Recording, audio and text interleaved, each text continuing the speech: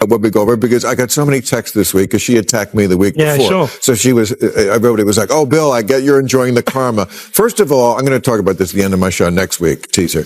But there is no thing as karma, okay? The video opens with Bill Maher reflecting on the attention he's received after his recent exchange with Whoopi Goldberg. He teases his viewers by hinting that there's no such thing as karma, a statement that instantly captures attention.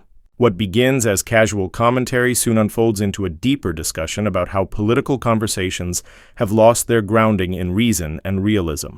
Maher, known for challenging extremes on both sides, uses this moment to set the tone for what becomes a clash between logic and ideological rigidity.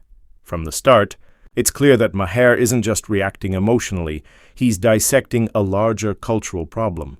By referencing his ongoing debates, he establishes his credibility as someone who questions both political camps. The narration emphasizes that this is not another celebrity spat, but a reflection of the broader breakdown in civil discourse. The audience is reminded that Maher's humor may soften the blow, but beneath it lies an unfiltered critique of modern ideological polarization. Our sorry racial history in this country is that the point of view from a black person is often going to be very different and sometimes. Before diving into the confrontation, the context is set between two very different figures: Whoopi Goldberg, a steadfast progressive voice, and Bill Maher, a self-described traditional liberal. Whoopi's views often align with mainstream liberal narratives, while Maher's philosophy challenges the excesses within his own camp. This ideological divide sets up a natural tension between two personalities used to commanding audiences rather than being challenged by them. The scene unfolds like a meeting of opposites: emotional conviction versus critical reasoning. Maher's reputation as a sharp skeptic contrasts with Whoopi's reliance on moral authority.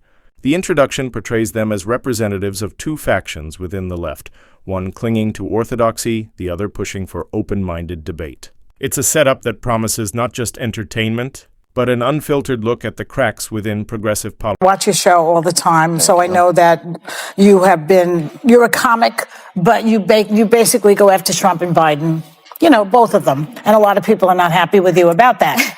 Not equally. Well, not equally, because you know that Trump is more dangerous. Of course. I mean, I don't think anybody was more out front. The debate begins when Whoopi brushes aside concerns about the economy and crime, implying that such issues are exaggerated talking points.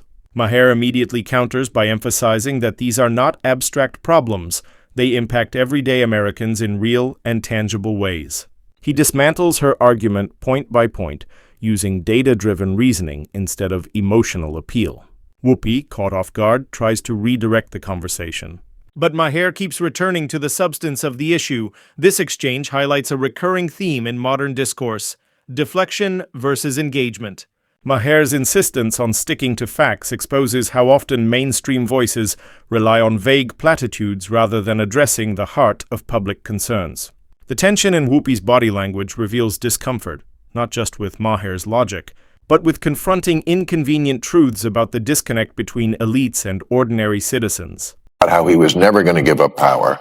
Long ago, when everybody was laughing at me and said, "You smoke too much pot," and I said, "I smoke just the right amount of pot," because plainly, I was using the term slow-moving coup before he was elected the first time. That's right. I said, this guy is never going to concede power. It's impossible to imagine him going, "Oh, I lost." The conversation intensifies as Maher points out the hypocrisy in political double standards. He references Hunter Biden's controversies, contrasting them with the Democrats' claims of accountability and justice. Whoopi tries to downplay the issue, calling it overblown, but Maher remains composed and relentless. He argues that rules only matter if they apply equally to everyone, regardless of political affiliation. This part of the discussion resonates deeply with viewers frustrated by political bias. Maher's tone is not partisan, it's principled. By using the Hunter Biden example, he exposes the selective morality that corrodes public trust. His calm dismantling of Whoopi's argument underscores a harsh reality. Many political figures and media outlets defend hypocrisy under the guise of loyalty. It's this unwillingness to self-reflect that fuels polarization and erodes faith in institutions. anything against Biden because I feel, not that I have so much power, and you have some more than I do, obviously, but I don't know about that. Are you afraid that you might, influence people who are on the fence? I think you... Maher pivots to the role of the media, accusing mainstream outlets of suppressing stories that don't fit their preferred narratives. He specifically mentions how the Hunter Biden scandal was buried before the election to avoid damaging Joe Biden's campaign. Whoopi dismisses this as a conspiracy theory, but Maher quickly reminds her that even left-leaning journalists have acknowledged it happened. This section captures Maher's mastery in exposing the quiet corruption of selective journalism. His critique isn't aimed solely at conservatives or liberals, it's directed at anyone who manipulates truth for power. He frames the issue as a moral, not political, failing, challenging both his audience and his guest to demand higher standards of integrity. In this moment, Maher reclaims what genuine journalism should be: skeptical, honest, and unafraid of discomfort. My bond with my audience has always been I don't pull a punch. Yeah. My bond with my audience is you're not going to like everything I say, Yeah. but I'm saying what I really think is true. Right. That's... Yeah. And look, Biden just presents as old. It's not really fair. No. Because he's almost the same age. Trump is almost the same age as him. With the discussion heating up, Maher expands his critique to the cultural left. He argues that the progressive movement has drifted so far into ideological purity that it now alienates the very groups it claims to protect. Polls show, he says, that working-class Black and Hispanic Americans often prioritize law enforcement and economic stability, values dismissed by coastal elites as conservative. Whoopi's refusal to acknowledge this gap exposes the weakness of her argument. This commentary serves as a wake-up call about the growing disconnect between rhetoric and reality.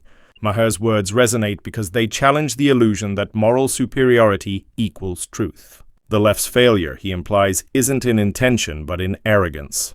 By ignoring the concerns of ordinary people, progressive leaders risk becoming what they once opposed, elitists out of touch with the public they claim to represent. Next, Sum them up. We are not young, but we don't present as old. Yeah. Biden does. I saw him yesterday making that speech. Yeah. I'm sorry, he's cadaver-like. But his brain is good. He's still great.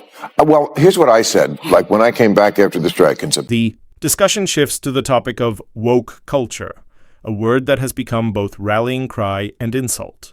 Whoopi objects to Maher's use of the term, saying it's been hijacked by conservatives, while Maher clarifies that his critique isn't about awareness. It's about extremism. He argues that the movement once meant vigilance against injustice, but now punishes disagreement and stifles free expression. This part of the debate cuts to the heart of modern ideological conflict. Maher's argument lands because it's grounded in observation, not hostility. He doesn't reject progress, he rejects dogma disguised as progress. His tone stays rational, even as Whoopi grows defensive, showing how calm reasoning can